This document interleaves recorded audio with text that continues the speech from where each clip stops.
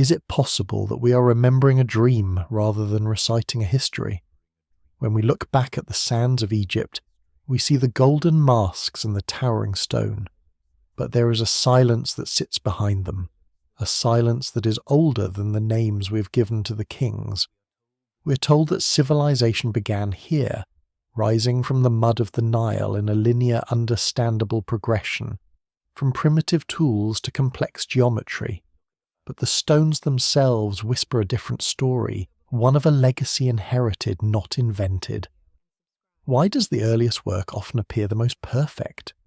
Why does the timeline seem to fracture the closer we look at the foundation? It feels as though we walked into a room where a great banquet had just finished, and we're studying the crumbs, convincing ourselves we cooked the meal. So before you get too comfortable, take a moment to like the video and subscribe, but only if you really like what I'm doing here. And tell me, down in the comments, where you're listening from tonight and what time it is in your part of the world. Let's mark our place in the dark. The standard story of Egypt is a story of slow ascent. We are taught that nomadic tribes settled the Nile Valley, learned to farm, learned to stack mud bricks, and then, in a sudden explosion of genius around 3000 BC, began to stack limestone blocks weighing hundreds of tons with a precision we struggle to match today. We accept this because it is written in the textbooks and because the timeline is neat. But there are ghosts in that timeline. There are fingerprints on the bedrock that do not fit the hands of the people we are told built them. If you stand on the Giza Plateau at night, when the tourists are gone and the wind comes off the desert, you can feel the weight of an older presence. The ancient Egyptians themselves did not claim to have built their civilization from scratch. They were obsessed with the past, always looking backward, always trying to emulate a time they called Zep Tepi, or the first time. This was not a mythical heaven to them, but a historical epoch. In their own chronicles, in the lists of kings carved into temple walls like the Turin Canon or the Palermo Stone, they list the reigns of the pharaohs we know. But then, as the list goes back, it does not stop at Menes, the supposed first king. It keeps going. It lists the followers of Horus, the Shemsu Hor, semi-divine beings who ruled for thousands of years, and before them, the Neteru, the gods themselves, who reigned for tens of thousands of years.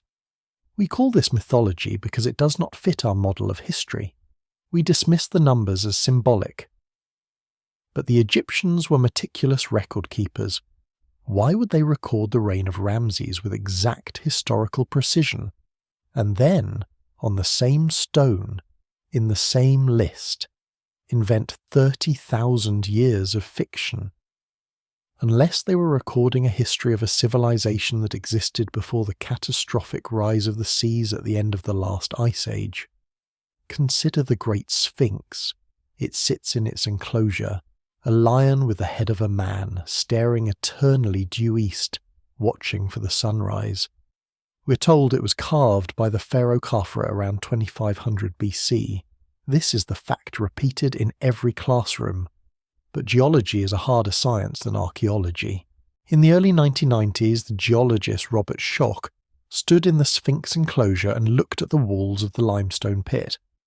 He saw something that should not have been there. The erosion on the body of the Sphinx and the walls of the enclosure was not caused by wind and sand. Wind erosion creates horizontal, sharp channels. The erosion on the Sphinx is vertical, deep, and undulating. It is the unmistakable signature of precipitation-induced weathering. It is erosion caused by heavy, prolonged rainfall. Here is the contradiction that opens the door to the fog. The Giza Plateau has been a hyper-arid desert for at least 5,000 years. To find the kind of climate that could produce that degree of water weathering, you have to go back to the epoch before the Sahara dried up. You have to go back to a time before 7000 BC, perhaps even back to the end of the Younger Dryas period, around 2500 BC. If the Sphinx was carved by Khafre in 2500 BC, the rain had already stopped falling for thousands of years. So how can the stone bear the scars of a deluge that didn't exist in his time? The implications are unsettling. It suggests that the Sphinx was not built by the dynastic Egyptians, but was already there, an ancient weathered guardian standing in the mud when the pharaohs arrived to claim it. There is a piece of evidence known as the inventory stele.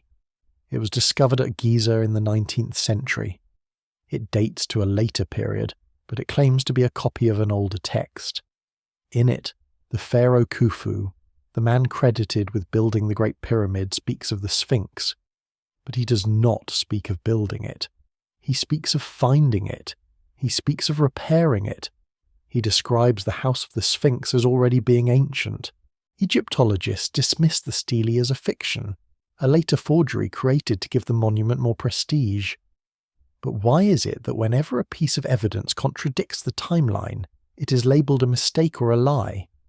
The stele suggests that Khufu was merely a restorer of a legacy he did not understand, a custodian of a structure that had survived a previous age. If the Sphinx is older, then the entire map of history shifts. It means that somewhere in the deep past, in the time we call the Paleolithic, the Stone Age, when humans were supposed to be hunter-gatherers living in small bands, there was a civilization capable of carving a monolith on an industrial scale. It suggests that the history of Egypt is not a story of evolution, but of inheritance. The dynastic Egyptians, the ones of the gold and the chariots, may have been a survival colony, a culture trying to remember and preserve the fragments of a world that had been destroyed. They were not the architects of the beginning, they were the librarians of the end. This feeling of declining from a peak permeates their culture. Their architecture in the Old Kingdom, the earliest dynasty, is the most massive, the most precise, the most devoid of inscription. As time moves forward into the Middle and New Kingdoms, the temples become smaller, the stones become manageable, the writing becomes cluttered. It is the opposite of technological progress. Usually a culture starts simple and becomes complex. In Egypt, the technology seems to start at a level of godlike perfection. Huge blocks, vacuum-tight joints, unliftable weights, and then slowly devolves into mud, brick, and smaller stones. It is as if the knowledge was fading. It is as if they started with the machine, and as it broke down they forgot how to fix it, replacing the precision gears with rough clay. We look at the statues of the Old Kingdom, specifically the diorite statues of Khafre. Diorite is one of the hardest stones on Earth. It is used today for industrial flooring because it resists steel, yet the Egyptians carved it with a fluidity that makes it look like wax. They polished it to a mirror finish. With copper chisels, with stone hammers, try to scratch a piece of diorite with a copper coin. You will leave a streak of copper on the stone, but the stone will remain unmarked. There is a missing tool in the archaeological record. There is a missing chapter in the instruction manual.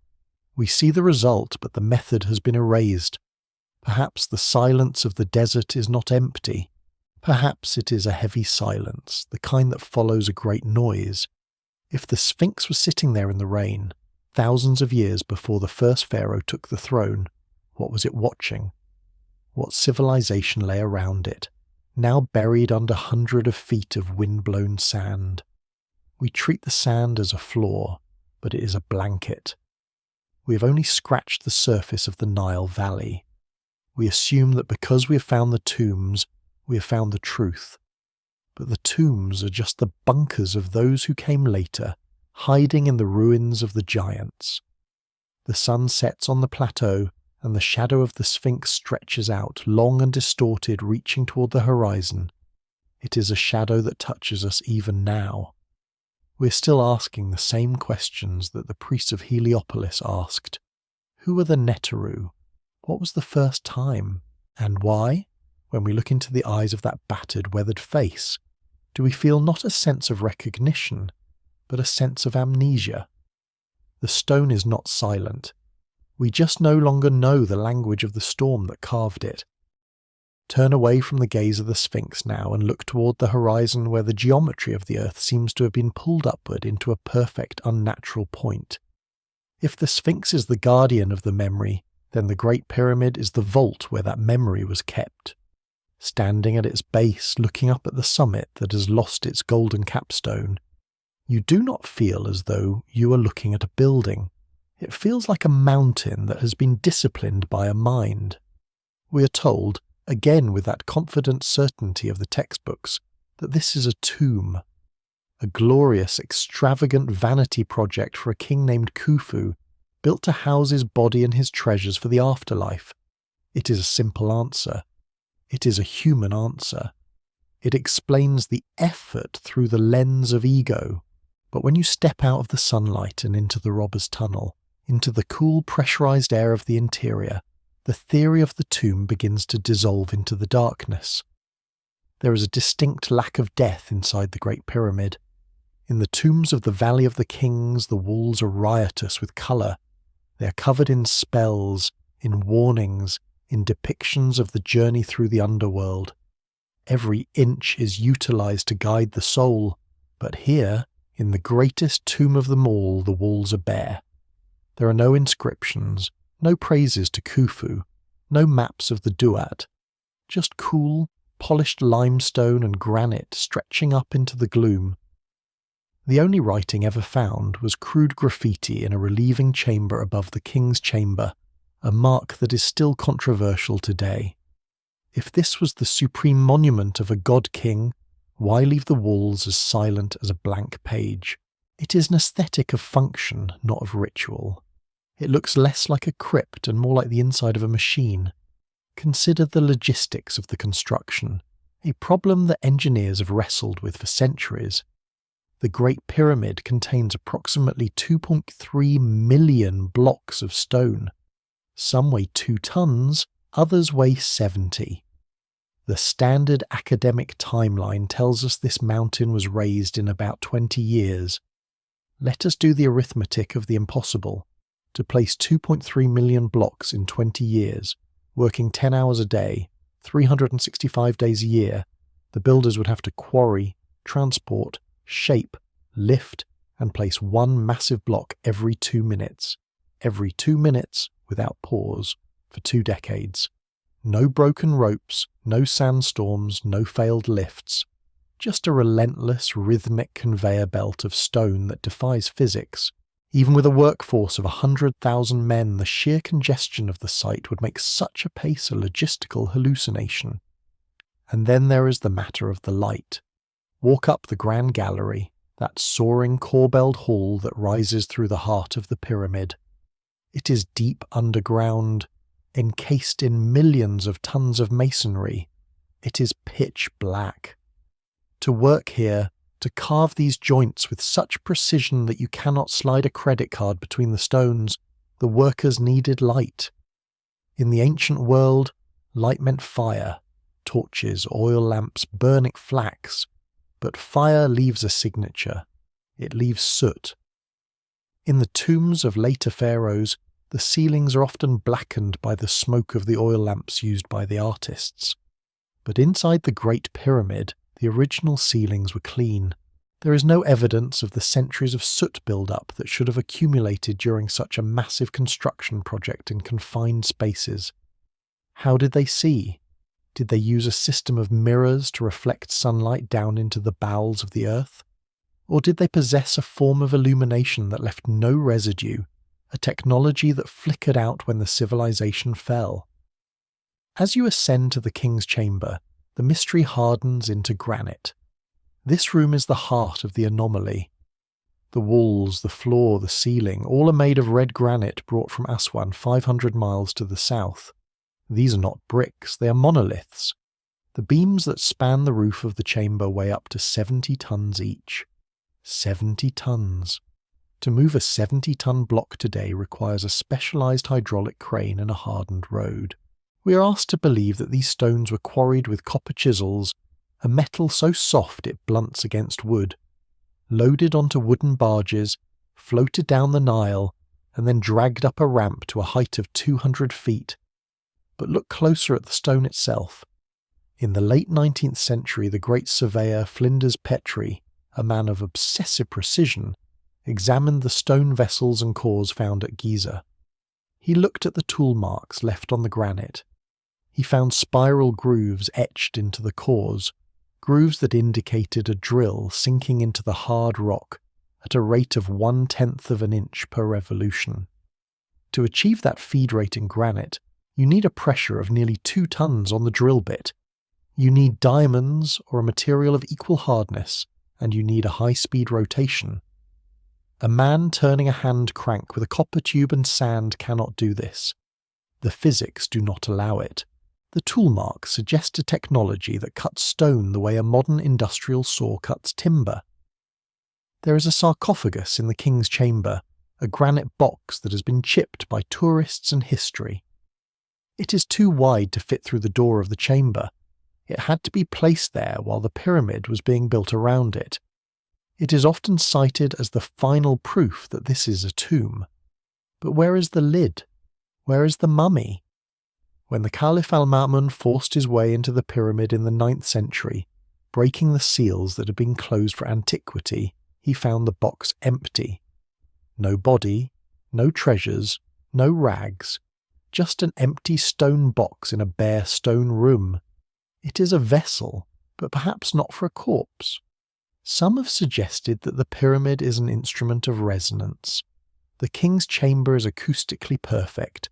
If you hum a certain note, a low F sharp, the entire room begins to vibrate. The walls amplify the sound until you feel it in your bones, in the fluid of your inner ear. It feels like standing inside a bell. Was this room designed to manipulate sound? Was it a chamber for initiation, where the initiate would lie in the granite box surrounded by total darkness and silence until the frequencies altered their state of consciousness?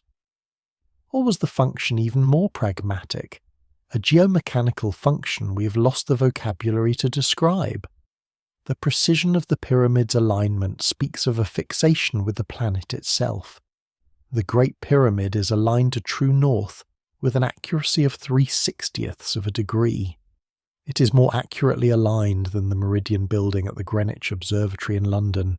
To achieve this alignment, the builders needed an understanding of the Earth's curvature and the celestial pole that rivals modern geodesy, and they built it on a scale that makes it earthquake-proof. The limestone blocks are of different sizes and shapes, interlocking in a way that allows the structure to shift and settle without collapsing. It has stood for thousands of years, while modern cities have risen and fallen into dust. We stand in the king's chamber, surrounded by the silence of the mass. It is a heavy, crushing silence. You can feel the weight of the stone above you, millions of tons pressing down, held back by the genius of the engineering. It does not feel like a place of rest. It feels like a place of waiting. The air is still, but it is charged, as if the machine has been turned off but the capacitor is still holding a charge. Why go to such lengths? If the goal was simply to bury a king, a hole in the ground would suffice. If the goal was to impress the peasants, a facade of mud brick would have looked just as tall from the valley floor. To build with solid stone, to cut it with optical precision, to align it with the stars. This is an effort that speaks of a desperate necessity. It suggests that the form of the pyramid was not a choice, but a requirement, that for it to function, whatever that function was, it had to be exactly this size, exactly this shape, made of exactly these materials. We walk back down the Grand Gallery, descending through the layers of limestone, back toward the entrance. We leave the cool darkness and step back out into the heat of the Egyptian night. The stars are wheeling overhead, the same stars that watch the laying of the cornerstone. We try to fit the pyramid into the story of human progress, the story where we are the smartest we have ever been. But the stone blocks our path. It stands there, an impossible object, refusing to explain itself. It is a message in a bottle, thrown into the ocean of time by a culture that knew the ship was sinking. And we are the children walking on the beach, picking up the bottle, marvelling at the glass, unable to read the note inside. If the Great Pyramid is a mountain of silence standing in the light, then what we turn to now is a shadow that has slipped beneath the earth. We assume that the map of Egypt is complete, that the great monuments have all been counted and catalogued. But history is not just what survives, it is what has been allowed to remain visible. There are things that were once so vast, so undeniable, that they defined the very idea of wonder, yet today they exist only as a rumour in the dust. We leave the bedrock of Giza and travel south to the edge of the Fayum oasis, where the desert meets the fertile mud. Here the ground feels softer, less permanent, and here lies the site of the greatest ghost story in archaeology, the lost Labyrinth of Hawara. It is a place that should not be lost. When the Greek historian Herodotus travelled to Egypt in the 5th century BC, he was a man who had seen the known world. He had walked the streets of Babylon and stood in the shadow of the pyramids of Giza. He was not easily impressed, and yet, when he was brought to the labyrinth, he wrote that it baffled him. He wrote that if all the walls and public works of the Greeks were put together in one place, they would not equal the labour and expense of this one labyrinth. He explicitly stated that it surpassed even the pyramids. Think about that comparison. We look at the Great Pyramid today and cannot conceive of how it was built. And yet, there was a structure that made the Great Pyramid look simple. Herodotus described a massive complex, a stone city of 12 covered courts, with gates facing north and south. He counted 3,000 chambers, 1,500 above the ground and 1,500 below. He was allowed to wander the upper chambers, and he described a maze of winding passages, courtyards and rooms that left him breathless with their complexity. He spoke of the sound of doors closing like thunder, of walls carved with figures, of pillars of white stone fitted with invisible seams.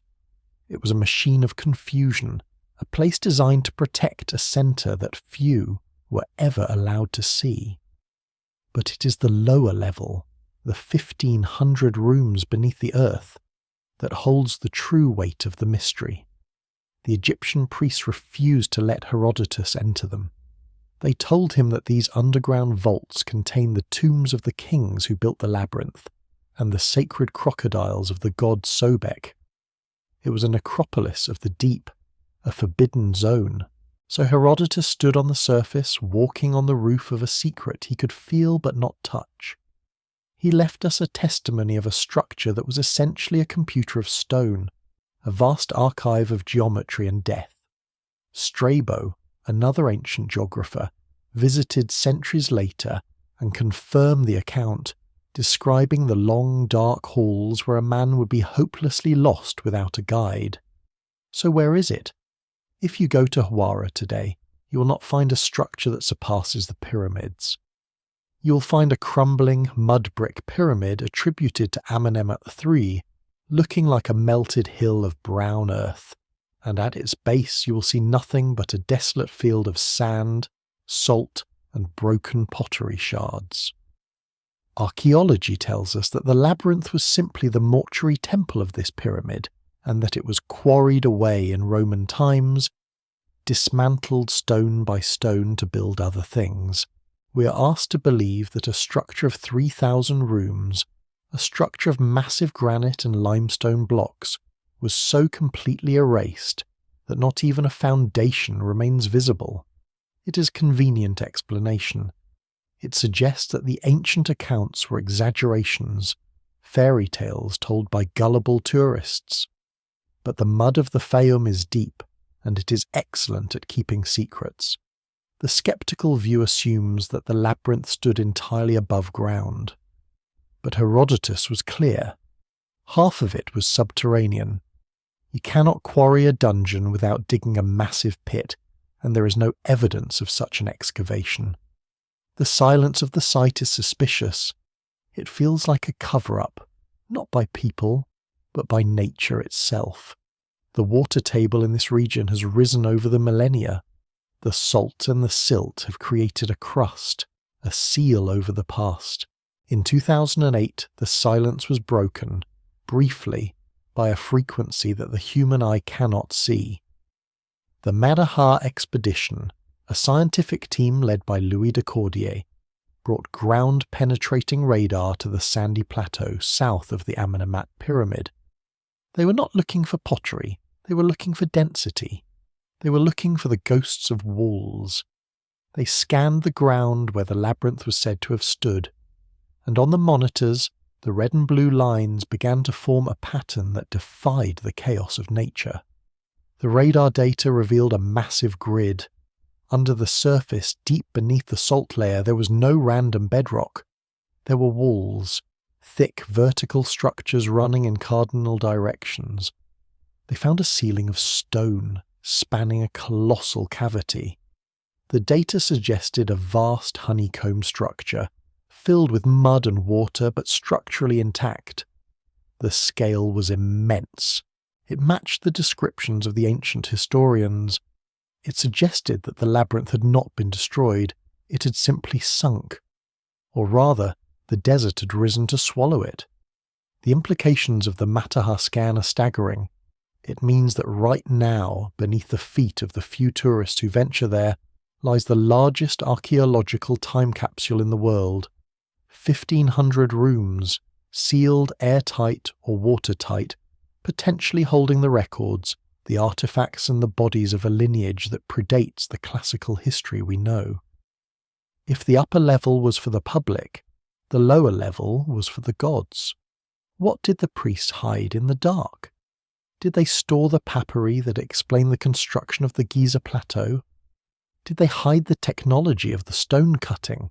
The labyrinth was often associated with the preservation of knowledge, a hall of records designed to survive the cycles of destruction. And yet, after the results were published in a scientific journal, a heavy curtain fell over the project. The authorities halted further excavation. The findings were dismissed or ignored by the mainstream institutions. The site remains a sandy waste, guarded by the wind. Why is there such a hesitation to dig? Is it merely the difficulty of the water table, the mud that acts like wet concrete? Or is there a deeper fear? The fear that if we open the labyrinth, we will find something that contradicts the story we have told ourselves for 200 years. We're comfortable with the idea of primitive ancestors building big tombs. We are less comfortable with the idea of a complex subterranean infrastructure that mirrors the complexity of a modern microchip. Imagine the rooms down there, wrapped in the eternal dark. The air is likely stagnant, perhaps toxic, or perhaps preserved in a vacuum. The stone crocodiles of Sobek wait in the slime.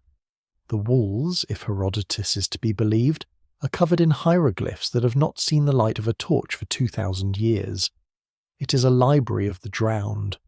To enter it would be to walk into the subconscious of the ancient world. We stay on the surface, debating the timeline, arguing over carbon dating, while the true answers lie just 10 meters below our boots, separated from us by a layer of silt and a layer of bureaucratic fear. The labyrinth challenges our arrogance. We assume that if something huge existed, we would have found it by now. We trust our satellites and our scanners, but the Earth is vast and it is jealous of its treasures. The Labyrinth of Hawara is a reminder that history is not a solid line, it is a sieve. Things fall through, entire cities, entire wisdoms, slip through the mesh and land in the dark. The sun beats down on the mud bricks of the Black Pyramid, and the wind whispers through the reeds of the nearby canal. The water flows sluggishly, brown and opaque. It is the same water that seeps into the cracks of the hidden limestone below. It touches the carvings we cannot read. It fills the halls where the initiates once walked in silence. We are left with the description of a traveller who died thousands of years ago and the ghostly red lines on a radar screen. The door is there. We know where it is. But for now, we have chosen not to knock. We prefer the dream of the empty desert to the reality of what might be waiting in the maze.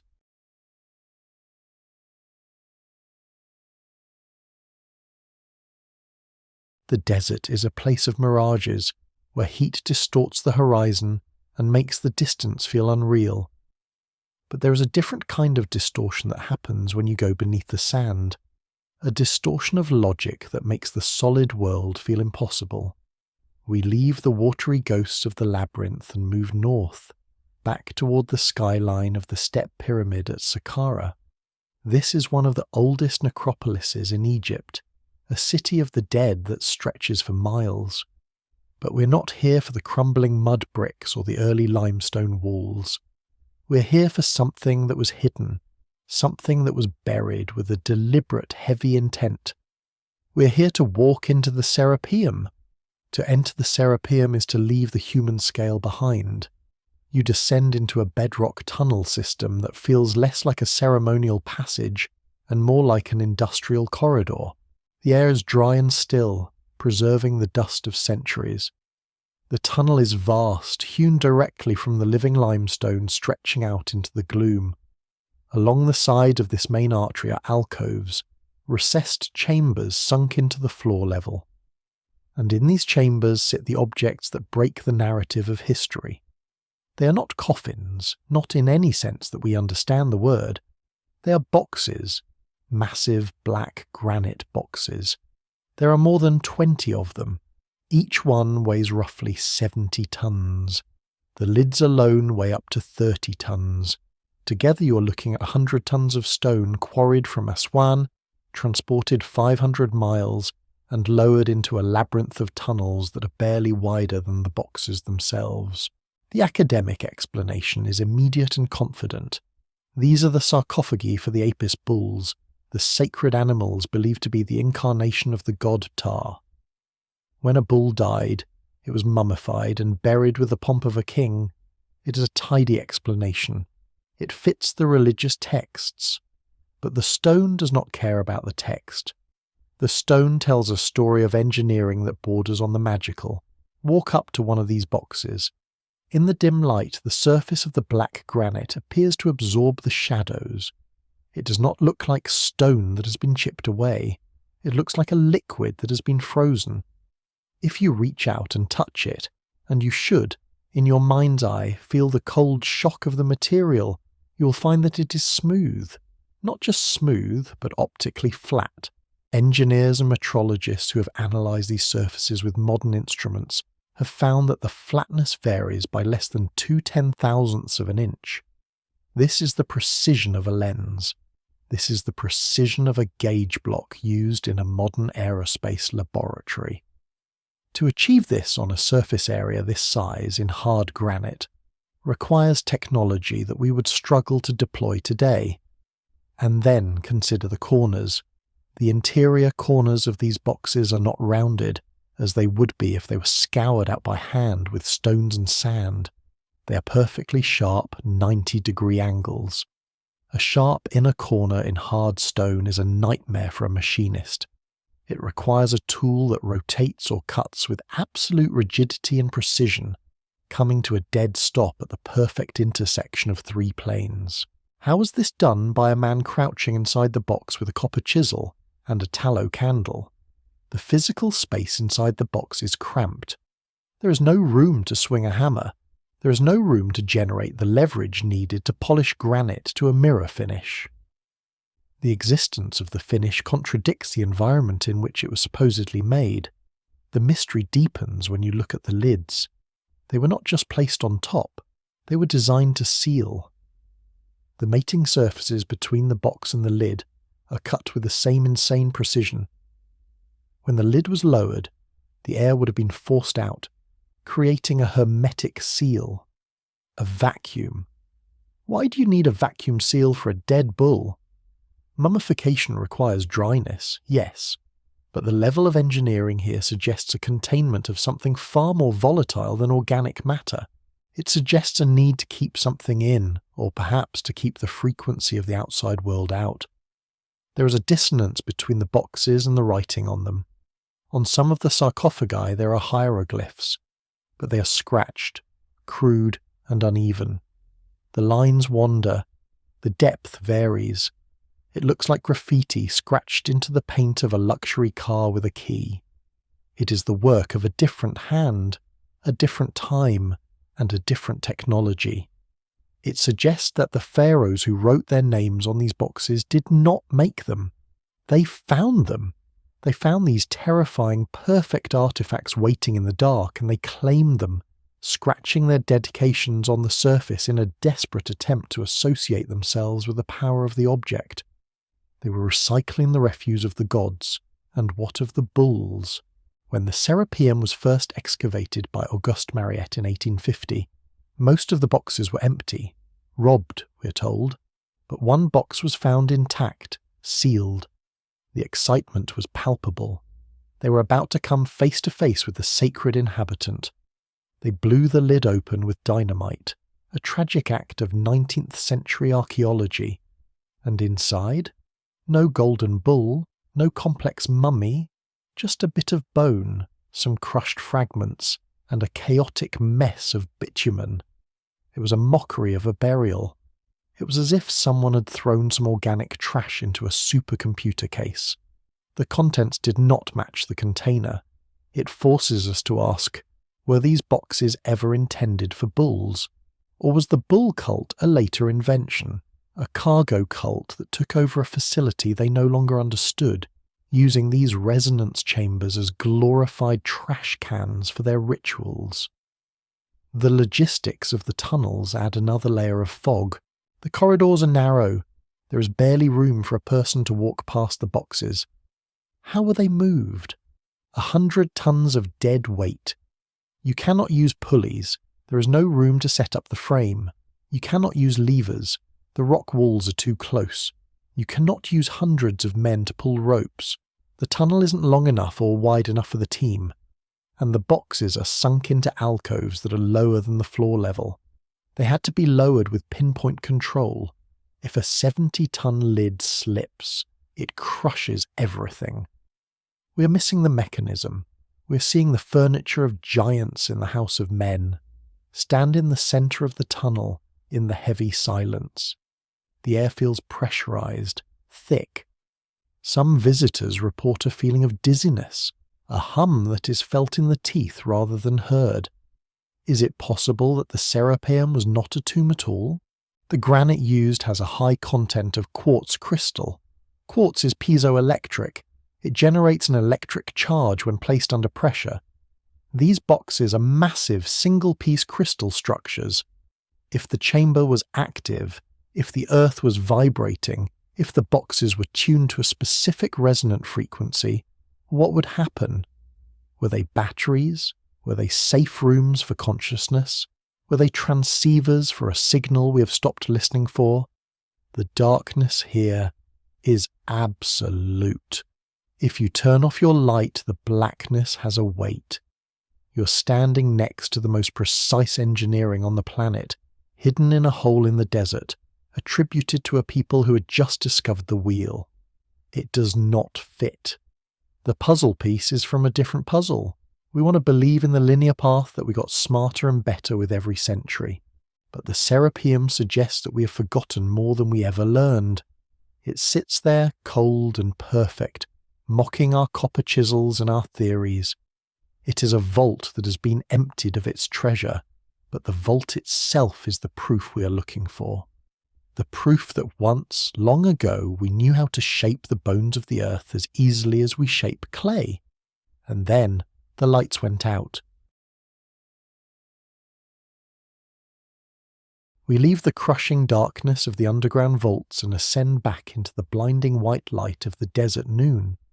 If the Serapeum was a secret kept in the dark, the story we approach now is a secret that was shouted at the sun, only to be violently silenced.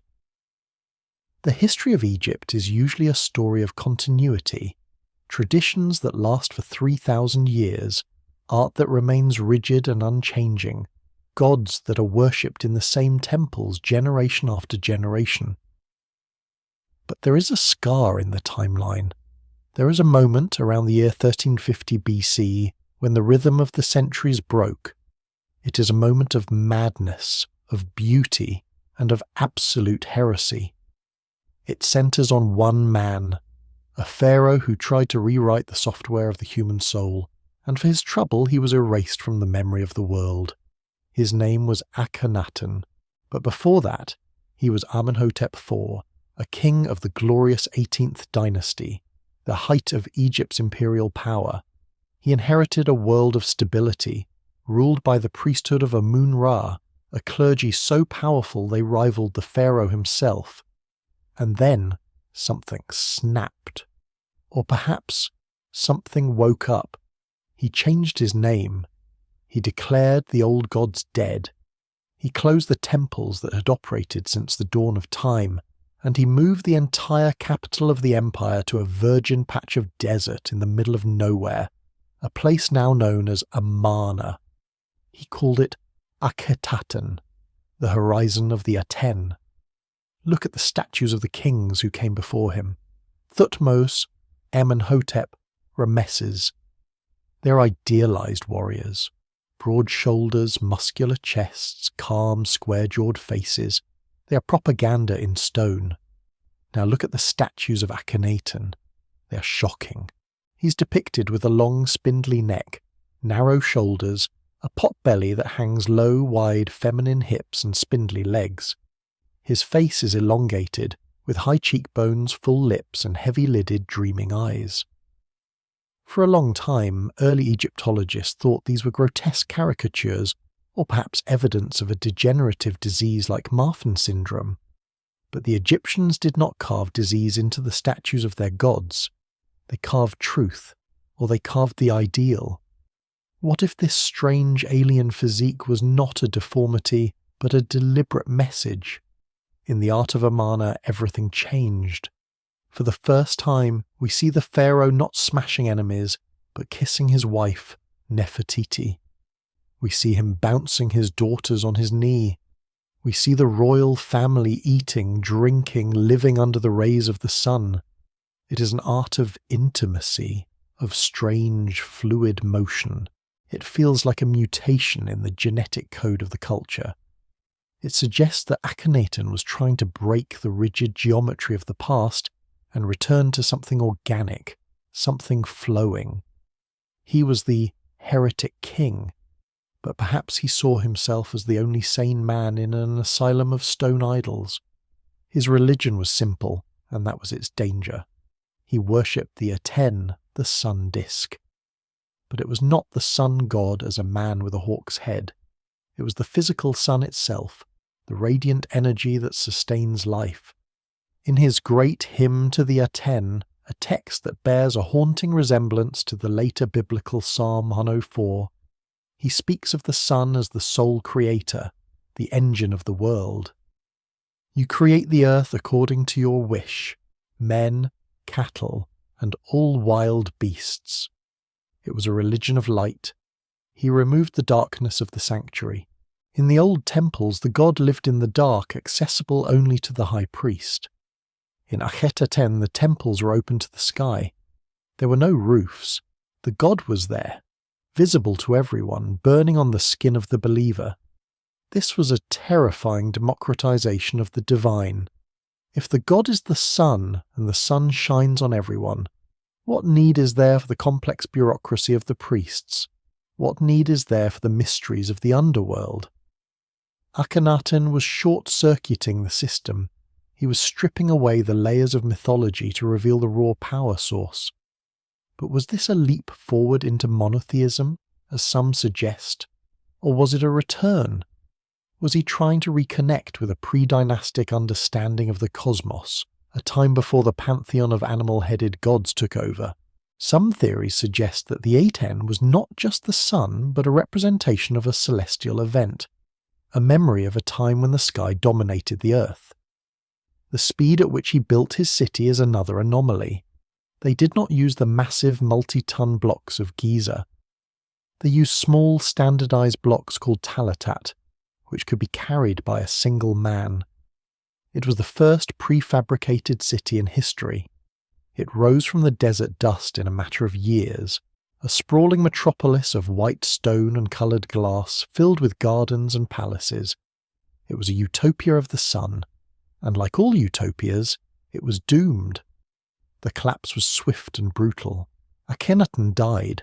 under circumstances that remain murky. His beautiful wife, Nefertiti, vanished from the record. His son, the boy king Tutankhamun, was placed on the throne and immediately forced to recant. The court moved back to Thebes. The priest of Amun returned, and their vengeance was absolute. They did not just abandon the city of Akhenaten, they dismantled it. They took the stone blocks and used them as filler for the pylons of their own temples. They smashed the statues of the heretic. They chiselled his name off the cartouches. In the official king list compiled later, the reigns of Akhenaten and his immediate successors were omitted. They simply pretended he never existed. He was referred to only as that criminal of Akhenaten. Why such hatred? Political power is one answer, but the violence of the erasure suggests a deeper fear. They wanted to kill the idea. They wanted to ensure that the instruction of the Aten never took root again. What did Akhenaten know? In the tomb of one of his courtiers, there are texts that speak of the teaching of the king. It was a specific doctrine of life, light, and truth. Was it purely philosophical? Or was there a technological or astronomical component to his obsession with the disk?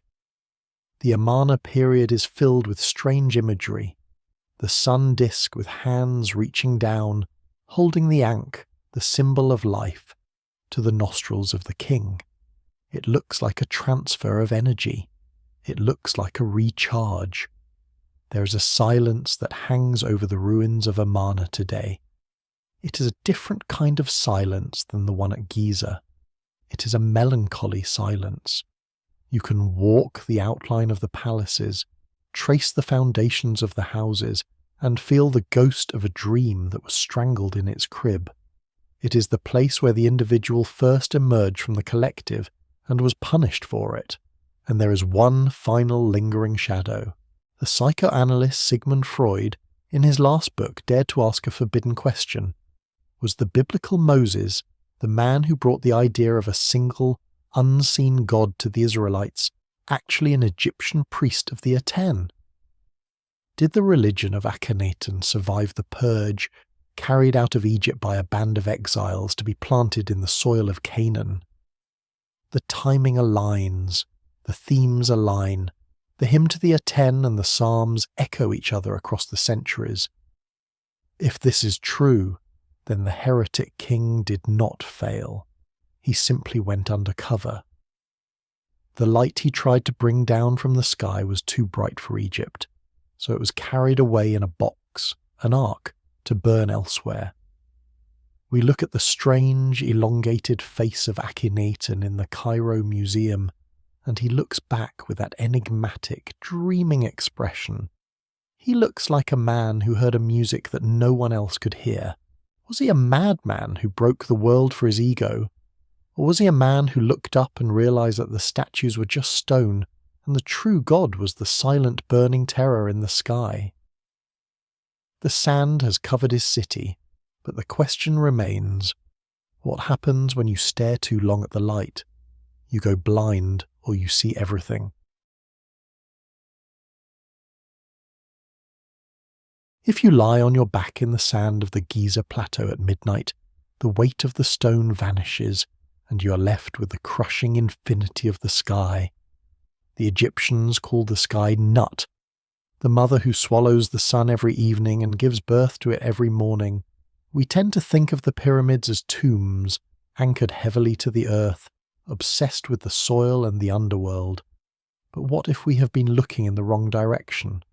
What if the ground is merely a canvas, and the blueprint was always drawn in the stars? The ancient architects were not just masons, they were astronomers of a caliber that we're only just beginning to understand. They did not build for the sake of height. They built to create a mirror.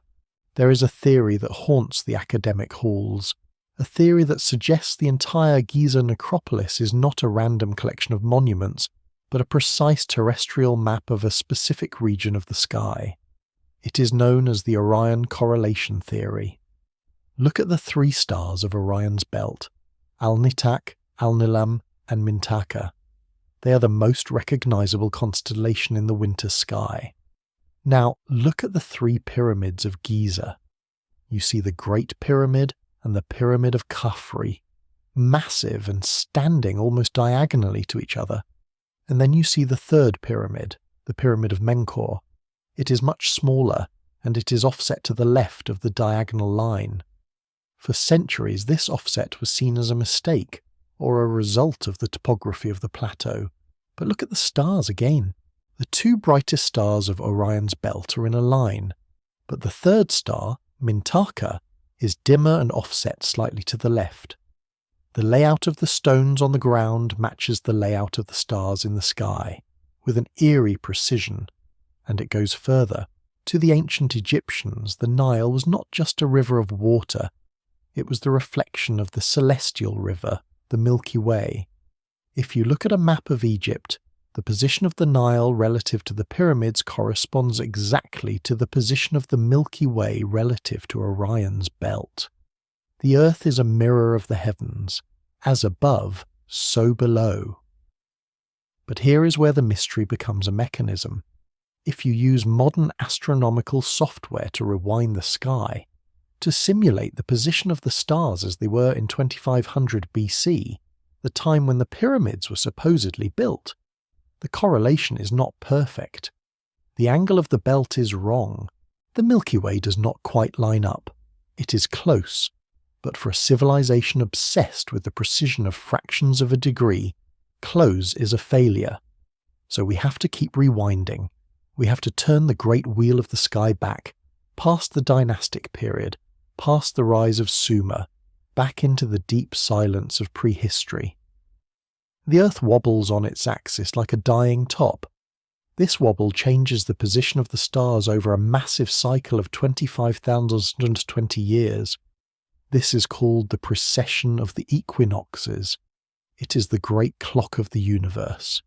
If you rewind the sky to the year 10,500 BC, something terrifying happens. The lock clicks into place. In that specific epoch, and only in that epoch, the three stars of Orion's belt sit low on the southern horizon at the moment of sunrise on the vernal equinox. Their pattern on the sky matches perfectly, flawlessly, with the footprint of the pyramids on the earth. The Milky Way appears in the sky exactly where the Nile flows on the ground, and at that exact moment in 10,500 BC, if you were to stand between the paws of the great Sphinx and look due east, you would not see the sun rising in the constellation of Taurus, as it did in the age of the Pharaohs. You would see the sun rising in the constellation of Leo, the lion. The Sphinx, the great lion of the earth, would be looking directly at its own celestial reflection rising in the dawn. The monument and the stars lock together to mark a specific date. It is a stamp in time. It is a message that says, "We were here. This is the time when the sky and the earth were one."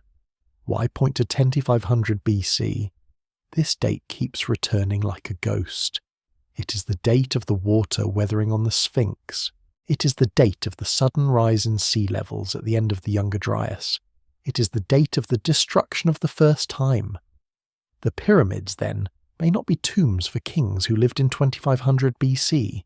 They may be markers built by a later culture to memorialize that specific cataclysmic epoch.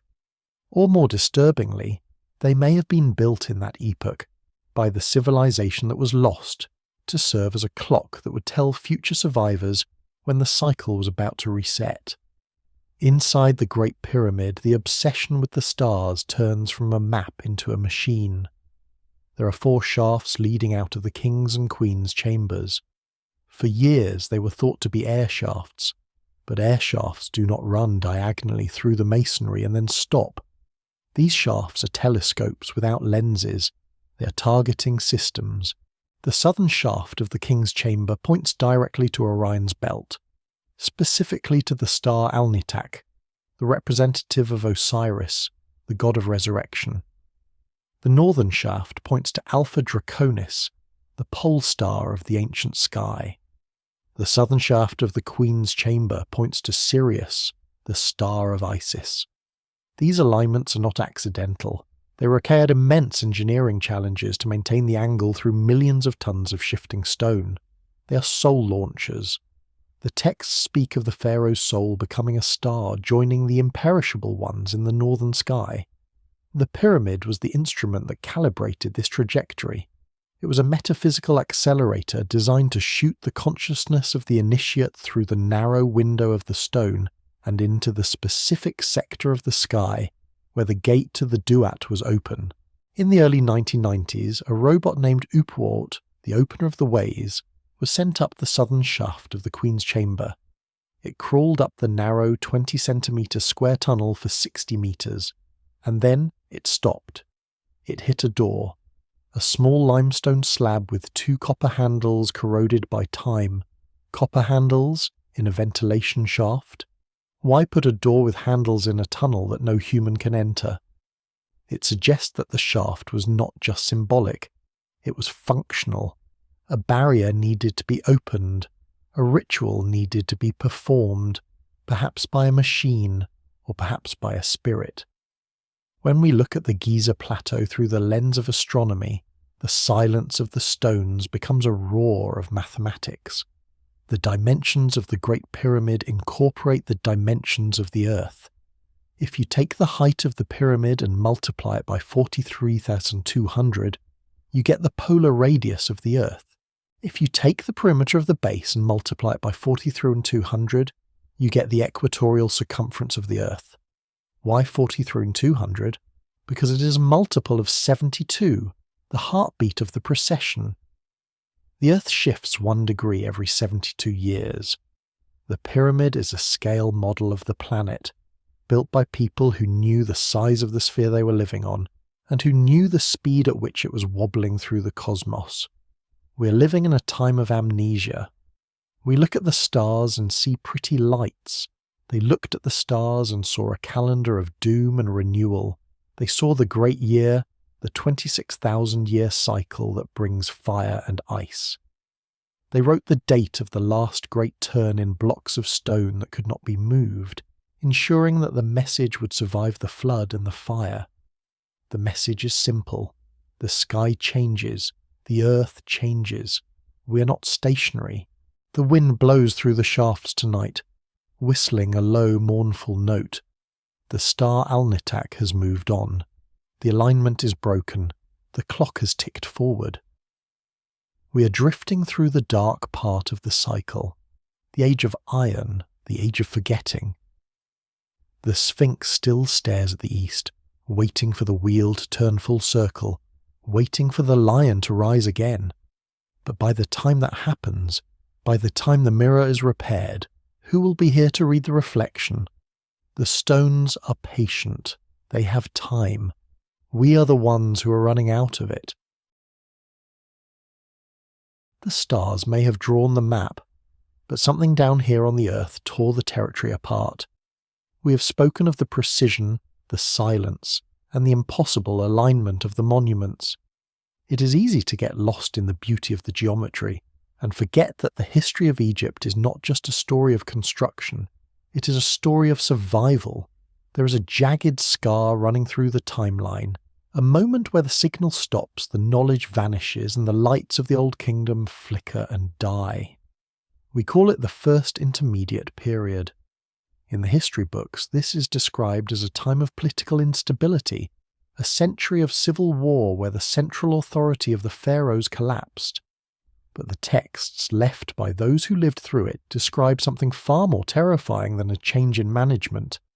They describe a world that was being unmade by the forces of nature itself. There is a document known as the Ipuwer Papyrus, preserved today in the Leiden Museum in the Netherlands. It is a long, fragmented poem of lamentation, written by a scribe who looks out at his country and sees only ruin. Scholars have traditionally interpreted it as a poetic exaggeration of social chaos, the poor rising up against the rich, the servants taking the jewels of their mistresses. But read the words literally. Listen to the specific physical details of his horror.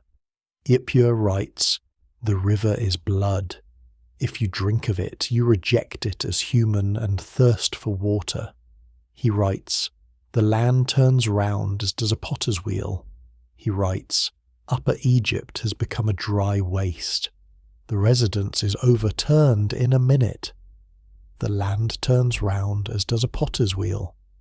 This is a strange metaphor for a political revolution. It sounds more like a description of a physical disorientation, a shift in the Earth itself. If the crust of the planet were to slip, if the poles were to shift, the sensation to a person standing on the ground would be exactly that. The horizon spinning, the stable Earth becoming a wheel, and the river is blood. We are reminded of the biblical plagues, but geologically this suggests a massive influx of red silt, or perhaps iron oxide dust choking the life out of the Nile. Ypia is not describing a war. He is describing a cataclysm that darkened the sun and poisoned the water. He asks, Where is today? We do not see it. The sun is obscured by clouds. In a land of eternal sunshine, a land that worshipped the sun as a god, the disappearance of the sun behind a veil of dust or ash would have been the ultimate theological trauma. It is in this shadow that we must look at the inventory stele. We touched on it briefly before, but its existence is so problematic, so dangerous to the established timeline, that it is often kept in the storage rooms of the Cairo Museum, away from the casual gaze. It was found in the Temple of Isis, right next to the Great Pyramid. It dates to the 26th dynasty, but it claims to be a copy of an Old Kingdom text. It lists the works of the pharaoh Khufu, and in plain hieroglyphs it states that Khufu found the Temple of Isis mistress of the pyramid, beside the house of the Sphinx. Mistress of the pyramid. The text implies the pyramid was already there, dedicated to Isis, the goddess of magic, long before Khufu laid a single stone. It says he built his own pyramid, one of the smaller queen's pyramids, beside the temple of this goddess. It says he repaired the Sphinx because it had been struck by lightning. The back of the Sphinx, a thunderbolt strikes. Why would a pharaoh record his own history as a repairman if he was the glorious architect? The stele suggests that the Giza Plateau was already an ancient, battered ruin when the 4th dynasty arrived. It suggests that they were trying to put the pieces of a broken machine back together, and there is physical evidence of this breaking. If you look closely at some of the granite blocks in the temples near the Sphinx, and even at sites further south like the Ramesseum, you see signs of damage that defy simple erosion.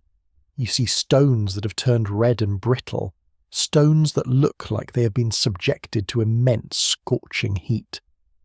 In some places the stone is almost vitrified, turned to glass. You cannot achieve this with a wood fire. You cannot achieve this with a torch. To melt granite requires temperatures in excess of 1300 degrees Celsius. It requires a blast. Was there a solar outburst? A coronal mass ejection that whipped the Earth with plasma? Or was it a cometary impact, the kind that many geologists now believe ended the last ice age and triggered the Great Floods? The black mats, layers of carbon-rich soil found across North America and Europe dating to the Younger Dryas boundary, speak of a global firestorm. If such an event hit Egypt, it would explain the silence. It would explain why the great engineering project stopped dead. It would explain why the knowledge of how to cut diorite and lift 100-ton blocks vanished.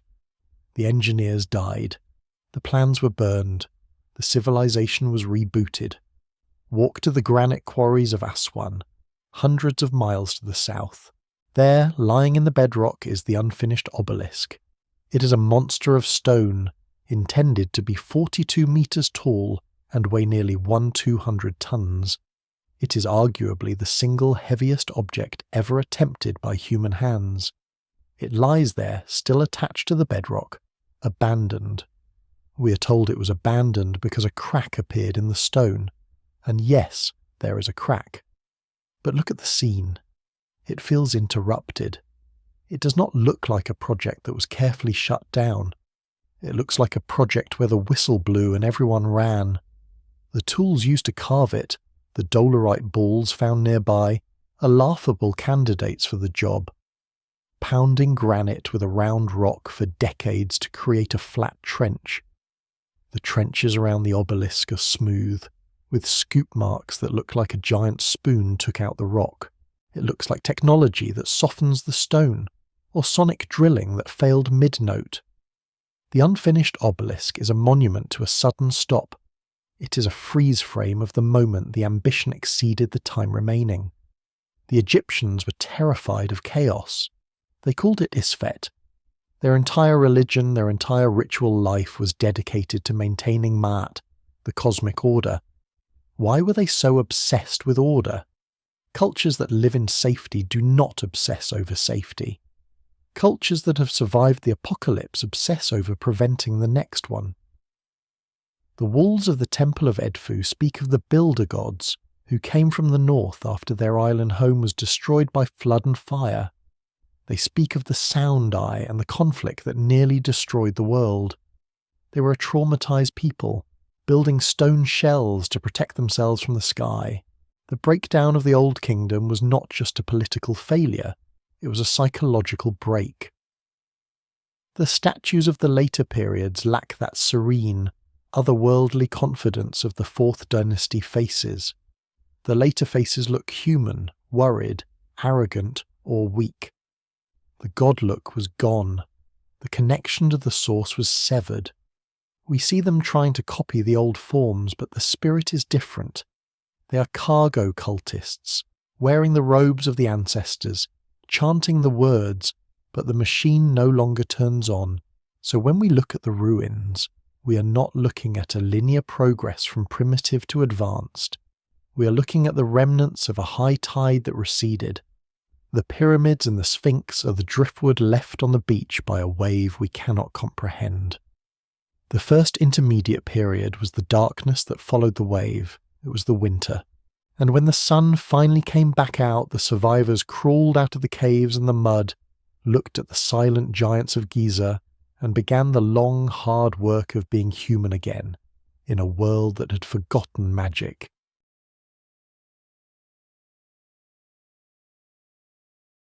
The violence of the desert is usually measured in wind and sand, but there is a different kind of violence that happens in the cool shadows of the temples, a violence of the mind. We have walked through the ruins of cities and the silence of the pyramids, looking for the fingerprints of a lost technology. But now we must look for the fingerprints of a lost bloodline. History is usually written in ink, but in ancient Egypt it was often edited with a hammer. There are walls in Karnak and Deir el-Bahari where the stone has been gouged out, where the smooth surface of a cartouche, the magical oval loop that protects a king's name, has been hacked away to leave only a rough, unrecognizable scar. This is not the work of time, it is the work of fear, and almost always the name that has been cut out is the name of a woman. We are taught that the pharaoh was a man, a king, a father, but the ancient Egyptians understood that the universe was a binary system, a balance of male and female Osiris and Isis. The power of the throne was not just a political office, it was a biological and spiritual current. There is a persistent theory, whispered in the margins of Egyptology, known as the heiress theory. It suggests that the royal legitimacy, the divine spark that allowed a human to become a god, was carried not by the son but by the daughter. The king was only the king because he married the god's wife, the carrier of the royal blood. To sit on the throne, you had to touch the source, and sometimes the source decided to rule. The ghost of Hatshepsut stands tall in this silence. She was not merely a queen regent who kept the seat warm for a child.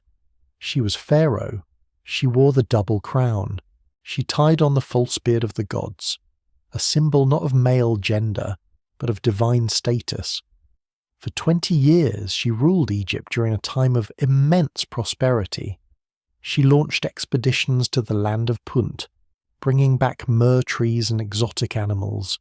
She built the sublime temple at Deir el-Bahari, a structure of such modern, elegant geometry that it looks like it was designed by a 20th century architect. She did not rule as a tyrant. She ruled as Ma'at, the embodiment of order, and yet, after she died, she was erased, but not immediately. This is the detail that keeps the mystery alive. Her stepson, Thutmose III, the Napoleon of Egypt, took the throne. He ruled for 20 years before the chisels came out. If this was a crime of passion, or hatred, or sexism, why wait 2 decades? Why allow her statues to stand for a generation before ordering their destruction?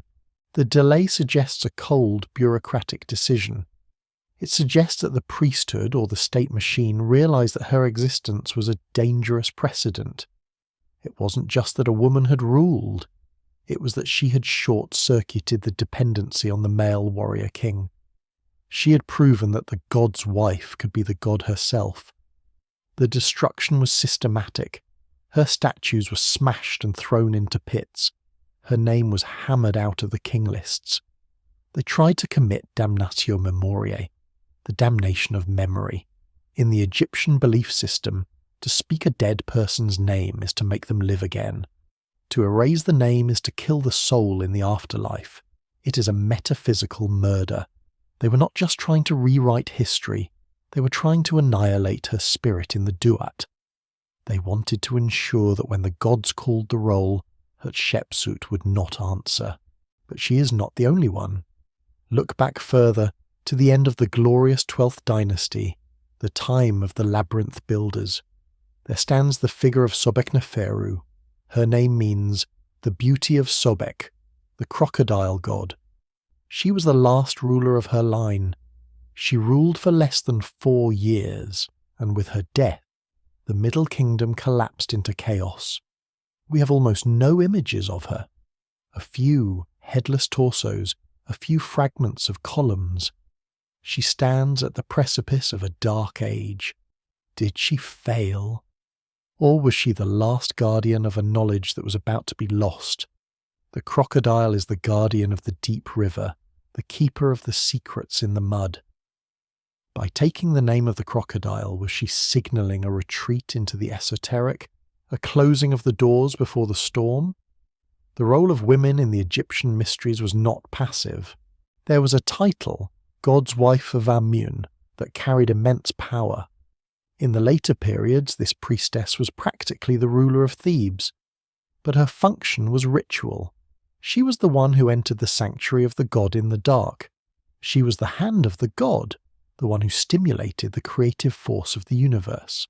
If the temple was a machine for generating a specific frequency of consciousness, the god's wife was the tuning fork. She was the resonant element. By erasing the female kings, the later dynasties may have been doing more than just asserting patriarchy. They may have been obscuring a specific lineage or a genetic trait. The Amana art of Akhenaten, which we discussed, shows his daughters with the same elongated skulls and strange physiognomy as the king. The bloodline was distinct. It was guarded fiercely through incestuous marriage, brother to sister, father to daughter. We call it perversion, they called it preservation. They were trying to keep the signal pure, what was in that blood. What capacity did the heiress carry that required such protection and ultimately such suppression? When you walk through the hypostale hall at Karnak, looking up at the forest of columns, you feel small. But if you look closely at the walls, you can see the ghosts. You can see the outline of a figure that has been chiselled away, leaving a negative space in the stone. The silhouette is often slender, graceful. The hands are raised in offering, but the face is gone. The name is dust. There's a tragedy here that goes beyond politics.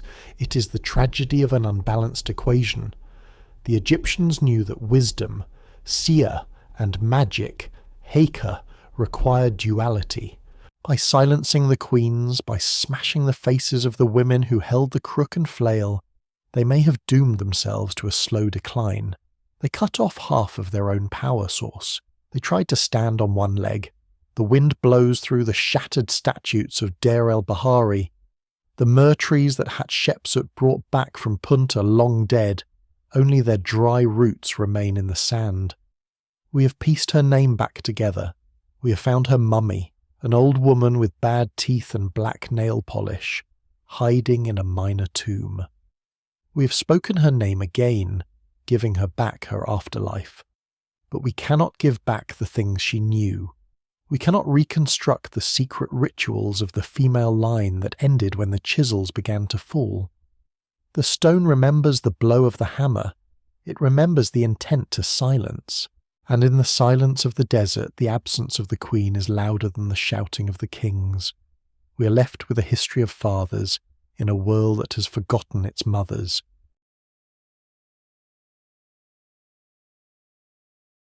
The stone crumbles, the statues are defaced and the names are chiselled away, but there is one thing more fragile than granite, yet more dangerous than any weapon: paper. Or, in the case of Egypt, papyrus. We have traced the silence of the monuments and the gaps in the timeline, but now we arrive at the great tragedy of the mind. We move north, away from the ancient valley of the Nile to the edge of the Mediterranean, to the city of white marble and sea foam, Alexandria. Here, the final act of the ancient world was played out. Here, humanity tried to build a brain that would remember everything. And here, in a catastrophe of fire and fanaticism, the collective memory of the human race was set aflame.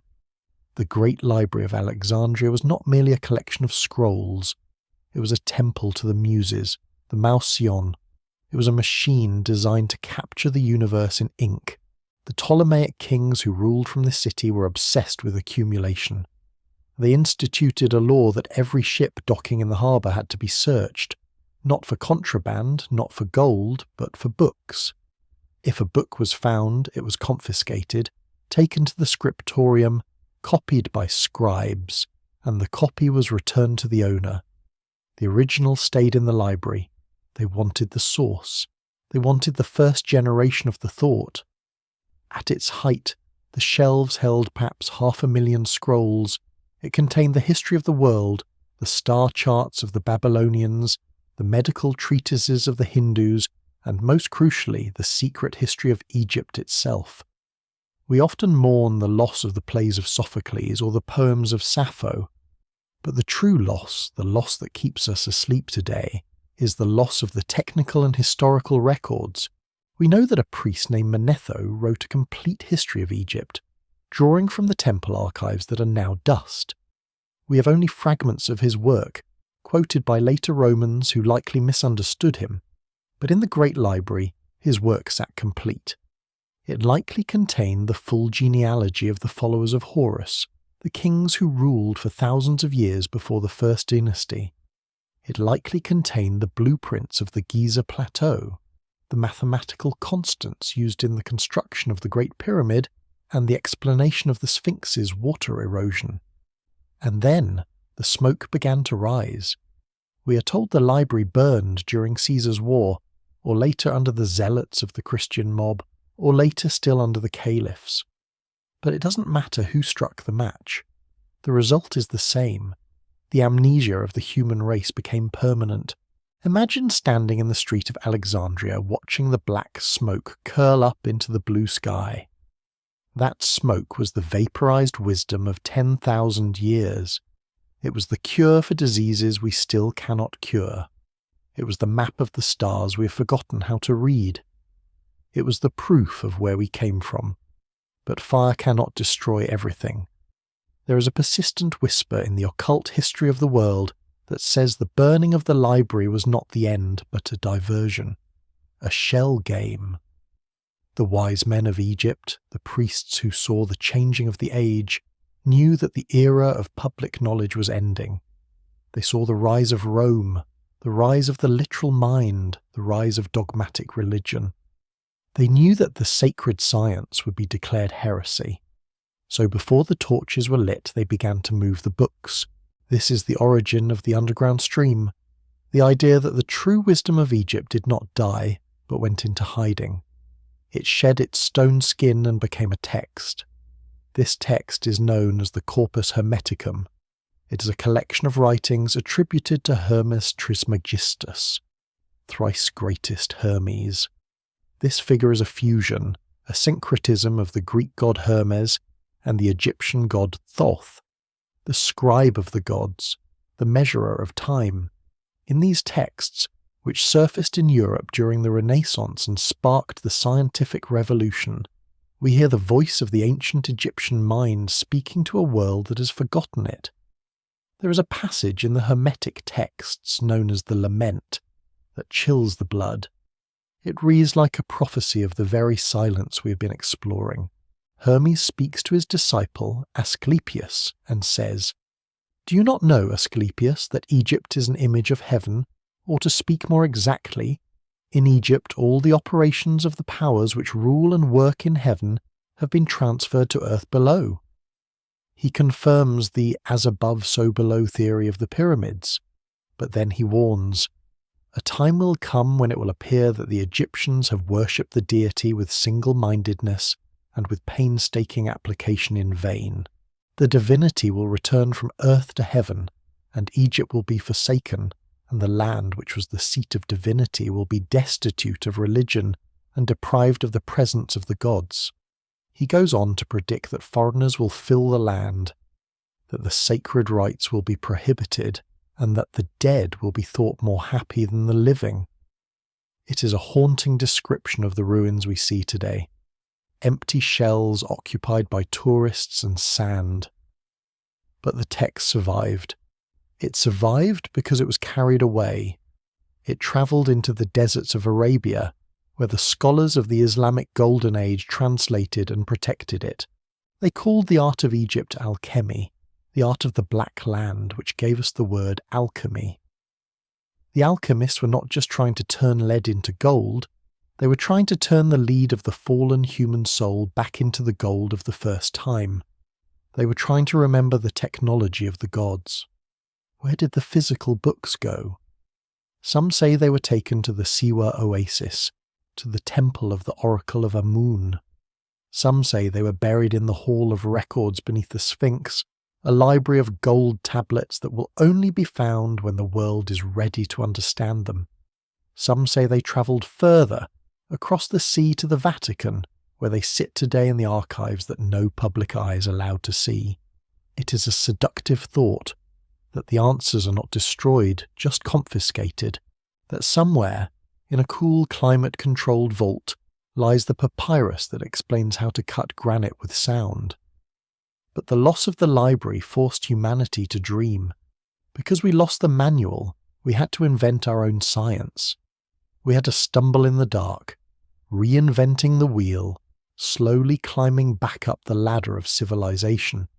We call this progress, but in the eyes of the ancients, it might look like a desperate recovery from a stroke. We are relearning how to speak. We are relearning how to walk. The Hermetic tradition suggests that the library is not a place, but a frequency. It suggests that knowledge cannot be destroyed, only forgotten. It exists in the ether, in the Akashic record, waiting for a mind quiet enough to download it. But the physical tragedy remains. We feel it every time we look at a hieroglyph and cannot read the nuance of the metaphor. We feel it every time we see a tool mark on a stone box and cannot imagine the tool that made it. We are orphans standing in the burnt-out shell of our parents' house, trying to reconstruct their lives from the shadows on the wall. The fire of Alexandria was the final curtain falling on the ancient world. The stage went dark, the actors left, and we, the audience, were left sitting in the theatre, waiting for a next act that never came. The smoke has cleared, but the smell of ash lingers. It is the scent of a memory that is just out of reach. We read the few books that survived, Plato, Herodotus, the Bible, and we try to piece together the map. But the centre of the map is burned out. The X that marks the spot is gone. As the night deepens, think of those scrolls curling in the heat. Think of the mathematics of the stars turning into grey flakes of ash and drifting out over the Mediterranean Sea. The sea took them. The water dissolved the ink. The words returned to the chaos from which they came, But the water remembers. The water evaporates and becomes rain. The rain falls on the limestone of the Sphinx. The cycle continues. The information is not gone. It has just changed state. It has become rain. It has become sand. It has become the silence that we are listening to right now. The fire dies down and the ash settles. The library has burned, the priests have vanished, and the great machine of the state has ground to a halt. What remains is the most powerful force in Egypt, the only force that has never been defeated: the sand. It is a slow, golden ocean that waits for the moment of weakness to rush in.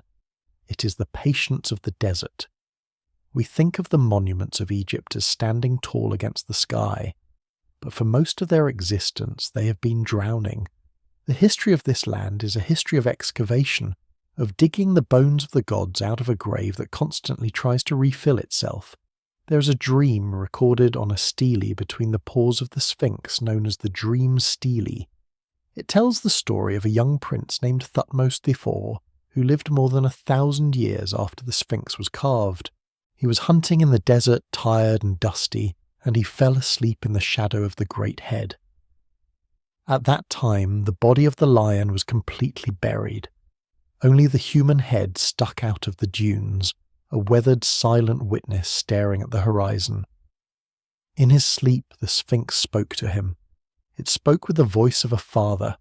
It said, "I am your father, Horemaket Keprira Atum.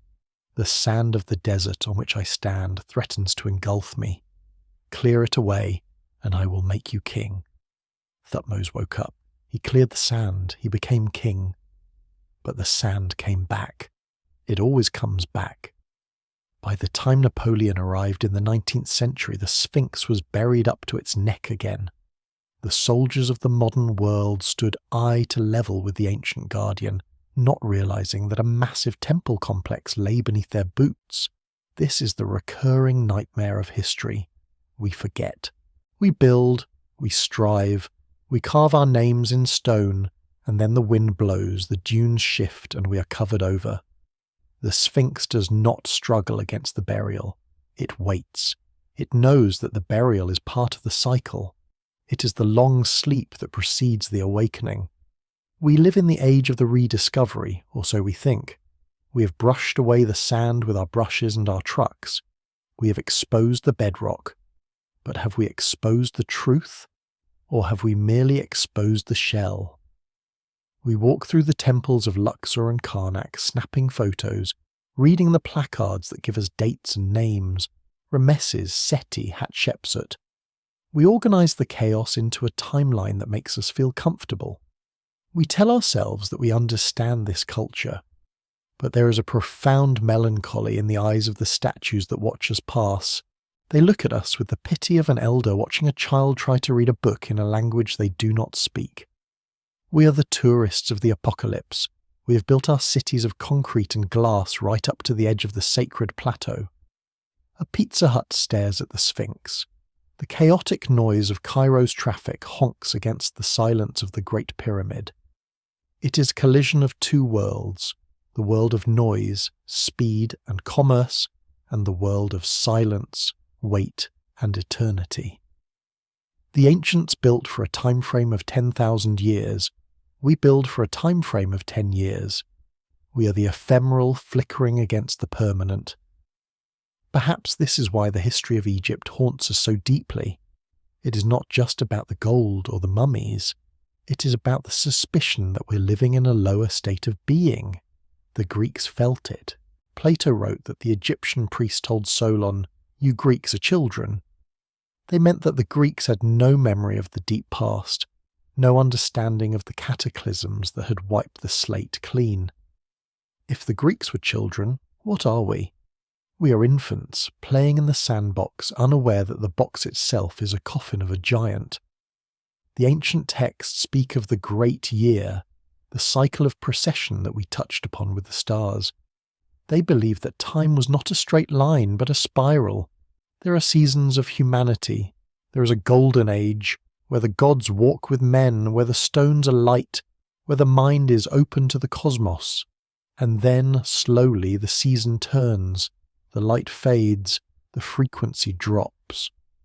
We enter the Silver Age, the Bronze Age, and finally the Iron Age, the age of heavy matter, of war, of forgetfulness, the age where we believe only what we can touch. We are in the deep winter of that cycle now. We have forgotten how to cut the granite. We have forgotten how to listen to the stone. We have forgotten the first time. But the monuments were built to survive the winter. They are time capsules. They are hard drives made of geology, waiting for a future civilization that has the operating system to read them. They are not waiting for us. They're waiting for the version of us that remembers. This is the seductive power of the Egyptian mystery. It is not a puzzle to be solved. It is a mirror. When we look at the precision of the Serapeum boxes, or the alignment of the shafts, we are seeing the potential of the human spirit when it is fully awake. And by contrast, we see how fast asleep we are. We are sleepwalking through history, dreaming that we are the masters of the earth, while the evidence of our limitation stands 200 feet tall in the desert. But sleep is not a bad thing. Sleep is necessary. The body needs to rest to heal. The mind needs to dream to process. Perhaps humanity needed to forget. Perhaps we needed to fall into the darkness of materialism, to lose the magic, so that we could learn how to build with our own hands, however clumsily. The cycle requires the fall. The seed must be buried in the dark, cold earth before it can sprout. The sand must cover the Sphinx so that it can be discovered again. So, as we come to the end of this journey, do not feel frustration that the answers are hidden. Do not feel anger that the library was burned. Feel the peace of the cycle. The knowledge is not lost, it is safe. It is encoded in the wobble of the earth. It is frozen in the geometry of the Giza Plateau. It is written in the DNA of the river that still flows from the heart of Africa to the sea. The night is deep now. The desert is cold. The wind has stopped, and the only sound is the blood rushing in your own ears. It sounds like the Nile flowing in the dark. Close your eyes and imagine the sand rising grain by grain, covering the noise of the modern world. It covers the roads, the cars, the lights. It climbs the steps of the museums. It fills the streets. It rises up the sides of the skyscrapers until everything we know is smooth, silent, and golden. And there, in the centre of the silence, the Great Pyramid stands. It is the mountain that does not move. The capstone is missing, but the foundation is sure. It points to the place where the stars will be 10,000 years from now. It is a promise. The wheel will turn. The lion will look at itself in the mirror of the dawn. The sleepers will wake. But for now, the story is over. The stone is cool. The memory is deep. Let the sand cover you. Let the history hold you. Drift into the silence of the first time.